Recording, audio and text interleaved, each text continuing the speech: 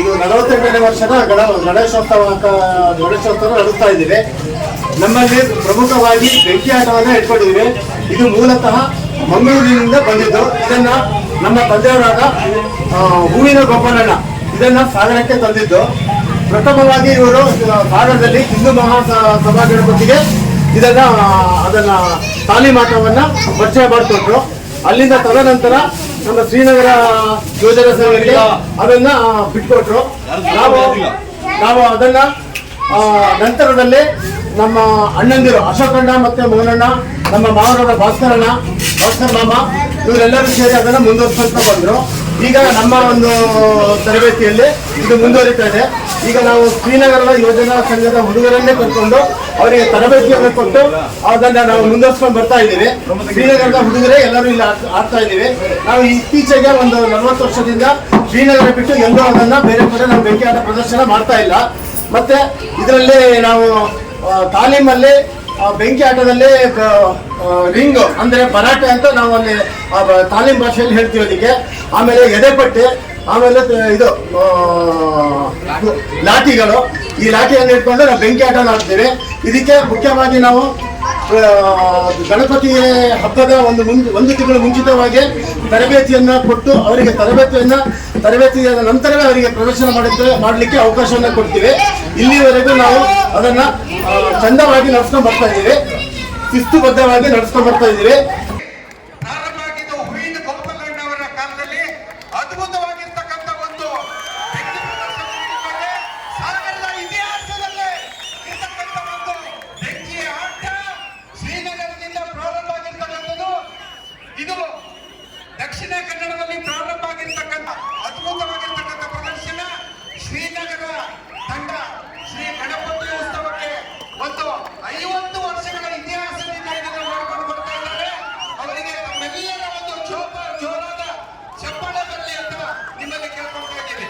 ಬಹಳಷ್ಟು ಇವತ್ತಿನ ಯುವಕರು ಬೇರೆ ಬೇರೆ ಆಗಿರ್ತಕ್ಕಂಥ ತಮ್ಮದೇ ಆಗಿರ್ತಕ್ಕಂಥ